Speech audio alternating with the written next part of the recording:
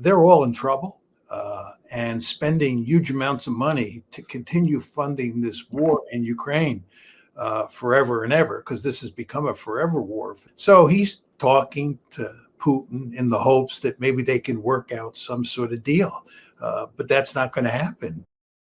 So recently, John Mearsheimer was on Judge Napolitano's podcast talking about recent news that Trump plans to stop sending some weapons to Ukraine, what this means, if it's the end of the forever war, and why Mearsheimer thinks that a deal with Putin is still off the table, at least for now, for peace in Ukraine. Mearsheimer is an expert, one of the best geopolitical analysts in the world, so let's see what he has to say. And please like the video and subscribe to the channel. How do you read, Professor Mearsheimer, President Trump's holdup on artillery shells and missiles to Ukraine? Is this symbolic or substantive? My sense is it's substantive. And the fact is that given that we are providing both the Israelis and the Ukrainians with huge amounts of weaponry, and that we tend to privilege quality over quantity, which means we don't have endless numbers of different kinds of equipment, it's not surprising that the Pentagon believes that we're running down our own stocks to a dangerous level. I've argued that this is happening vis-a-vis East Asia and containing China for a long time. So I'm not surprised we're at this point. And I think that that's what's driving the train here. Yeah, I am a little surprised, though, to some extent, because Trump had the opportunity to cut all shipments for good, all aid to Ukraine essentially for good, and he did that for a period of like 6 or 7 days. Several months ago, there was that magic moment with Zelensky in the White House shortly after Trump took office in his second term, and Trump, laid down the hammer. He said, "You're gambling with millions of lives. You're gambling with World War III." Of course, that's what the U.S. government has done throughout various administrations in the past 2 decades and actually 3 decades as well. But that was the Trump we wanted to see to lay the groundwork for the end of U.S. involvement in Ukraine. The news is, though, that he's restricting some munition shipments. It's not all of them. It's not all of them that Biden kept flowing, during his entire presidency. But also, it was only certain types of munitions and air defense systems. So this isn't everything. The real test will come in terms of Congress. So we'll see if that happens, if more aid is asked for. Not a political or ideological or moral determination that it's time to wind down American involvement in the war in Ukraine. Well, in terms of a moral determination, this is clearly an administration that's incapable of making moral decisions. I mean, that's just out the window. Again, you always want to remember that we're supporting the genocide in Gaza. So Right. Morality has nothing to do with this. Amen. That is the truth right there. And instead of, condemning it or withdrawing U.S. support for it, Trump goes out in the middle of this happening, this genocide in Gaza, where Netanyahu's a war criminal and the U.S. government is complicit because it funds this. He's out there on Truth Social honking the horn and touting Netanyahu for being such a great hero and begging the Knesset to drop fraud and corruption charges against him. That's what's happening right now. Trump would sell the Ukrainians down the river if he thought that was in his interest. So it has nothing to do with morality. I think there's no question that Trump is interested in sort of cutting off the Ukrainians if that can bring this war to an end. And this is one small step in that direction. But as you know, he's not been willing to take a giant step. And the real test is coming. The real test is what he will do once all of that material that's in the Biden pipeline runs out. Then he'll have to decide whether he's going to go to Congress and get permission to continue funding the Ukrainians or supplying them with weaponry, or whether he's going to cut them off cold turkey. I mean, that decision is coming. That's the big one. I think you're right, and he has been attacked by some of his closest friends and strongest allies amongst Republicans in the House. I haven't heard anything from Senator Graham. Not that we care what he says, but he's sometimes a bellwether to how other senators think. Yeah, that's the truth. Wouldn't it be ironic if Trump really does go to Congress and asks for more funding for this war, for this proxy war versus Russia in Ukraine, using Ukraine as the pawn on that chessboard, that scheme of empire building in the East? That would be ironic considering all of his campaign rhetoric for ending this war that he talked about, withdrawing US aid to Ukraine, how Biden was so weak. That's his typical refrain over and over. His rhetoric about wanting people to stop dying has been good, but U.S. policy hasn't exactly encouraged people to stop dying because there's been very little territorial exchange of territory in the Donbass, but yet, hundreds die all the time. Thousands die all the time. The Ukrainians may have lost up to 1.3 million, some people think, at this point. And the conscription laws are trying to be expanded by Zelensky. He has no problem plucking old men off their household and off their property to serve in this perilous war, which the U.S. is bankrolling. But here's the thing. Mike Johnson's the Speaker of the House. Mike Johnson has a track record of whipping Republicans into supporting aid to Ukraine. So he has to be in on this, whatever it is, whatever the plan is. There's a chance that the Republicans, at least some of them, try to rally support for additional aid to Ukraine. And if that continues, this is going to be a longer lasting forever war. Trump will not have fulfilled his campaign promises and will be, back to Biden quo status quo policy, Biden quo. So we'll have to see. Mearsheimer's right. That's the true test. What will Congress do? What will Trump do? Trump has amazing command over, Republicans in Congress supporting him. And will he ask them for more aid to Ukraine? It's not off the table, I hate to say.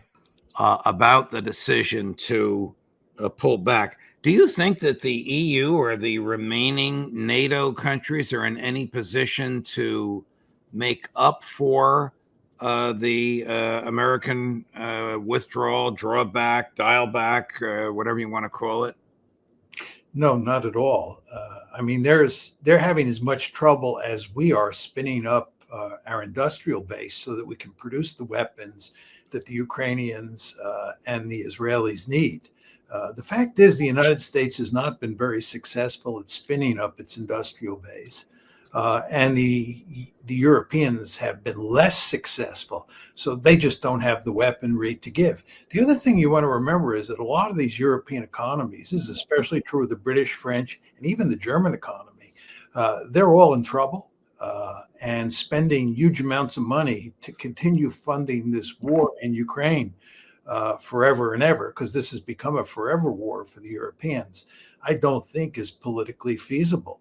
So they may be able, they meaning the Europeans, may be able to substitute for the United States if Trump cuts off the spigot, but not for long, in my opinion.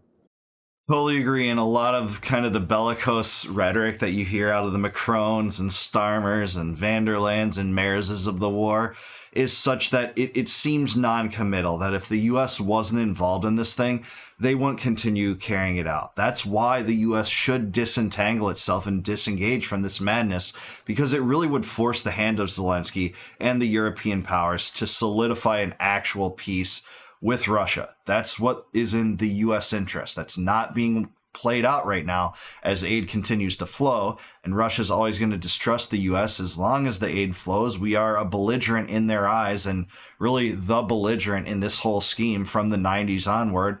The waves of NATO expansion, cooing a government on Russia's border, flirting with getting them in your military alliance, which, by the way, is not defensive.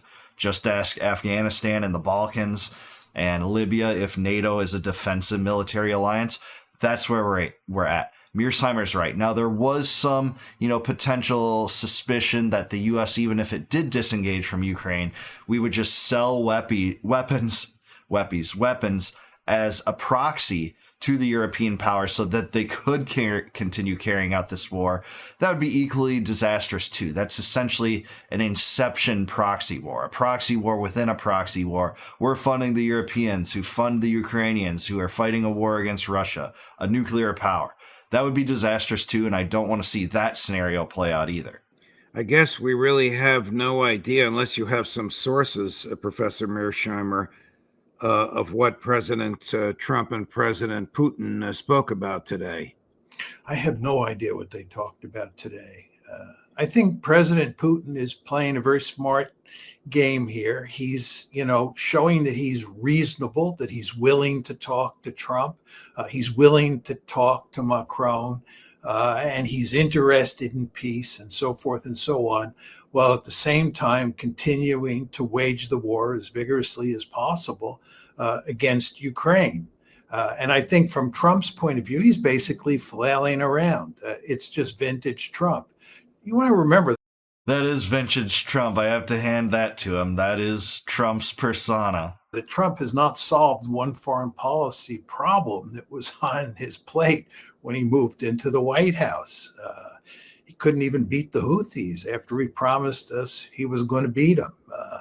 He wasn't able to defeat the Iranians, right? He can't shut down the war in Gaza in any meaningful way, hasn't been able to shut down the war in Ukraine. So he's talking to Putin in the hopes that maybe they can work out some sort of deal. But that's not going to happen because Trump is not willing to make the concessions that are necessary to bring this war to an end.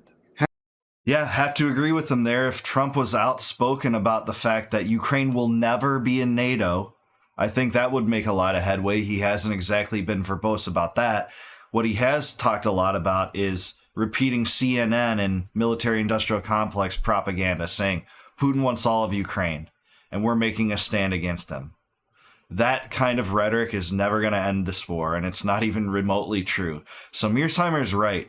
Trump, has not solved this theater, and this was the theater I was most hopeful that Trump would solve. There would be some, path to peace here, or at least the groundwork for it. If you would have told me, Yemen and Israel and Iran and Ukraine, if you listed those 4 items and asked me which one do you think has the most promise of ending under a Trump administration, it was Ukraine. But now I'm not even sure about that. So he's right. As long as the United States keeps the weapons and aid and military intelligence flowing to Ukraine, there will never be a peace. You can't really be a negotiating party if you're locked and dead set on one of those 2 parties. And that is Trump and the United States on the side of Ukraine here.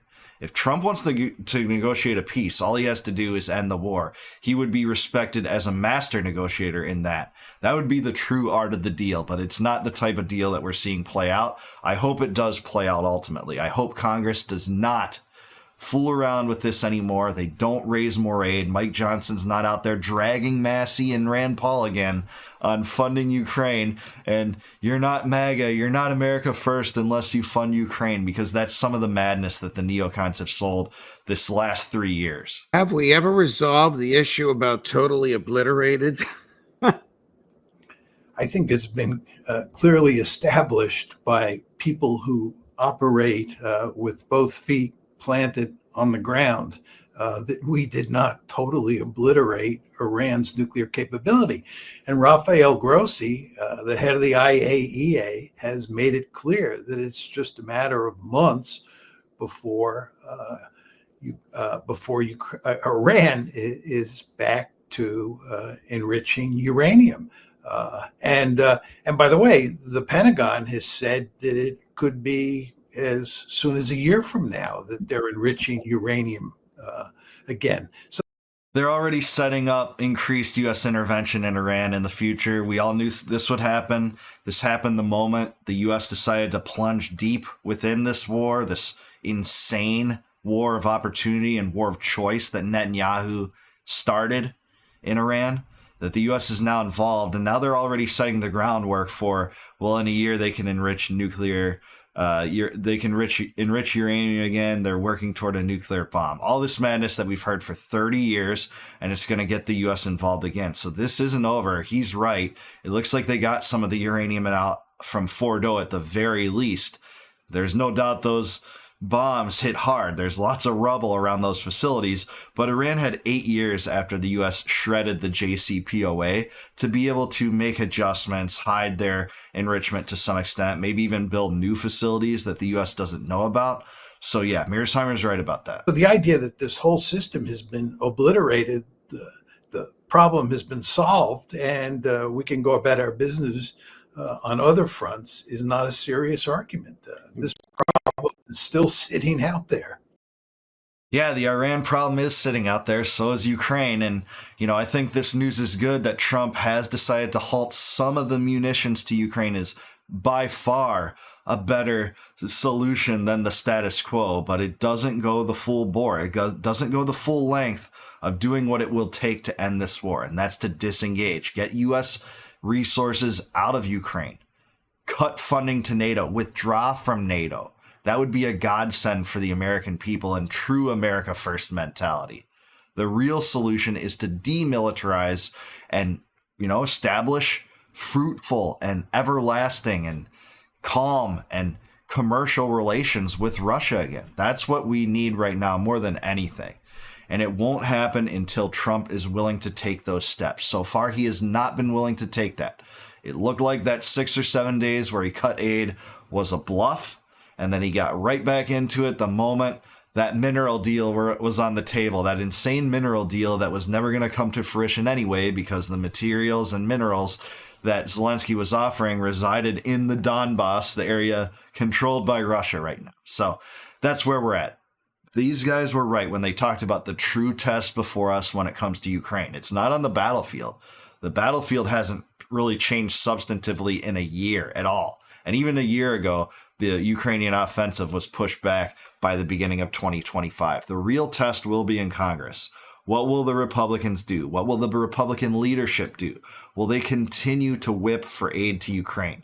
Because Mike Johnson is the master of whipping for aid to Ukraine. But hopefully, villains like him can be thwarted and the non-interventionists will prevail in this theater. There will be a peace. We're not to that point yet, especially because Trump continues the aid, but hopefully we will in the future. But I do want to hear from what you guys think. Let me know in the comments below. Do you see a path to the end of this war in Ukraine, or at least U.S. involvement in this war in Ukraine? Do you think it will come up anytime soon? And do you think Trump is on the right track to it? Let me know in the comments below. Please like this video, subscribe to my channel, subscribe to Napolitano too. He is awesome.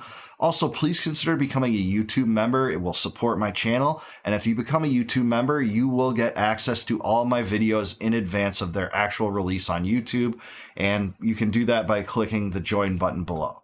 And until I see you guys next time, no more war, no more debt, no more inflation, and no more empire. Peace out, guys. Catch you in the next one.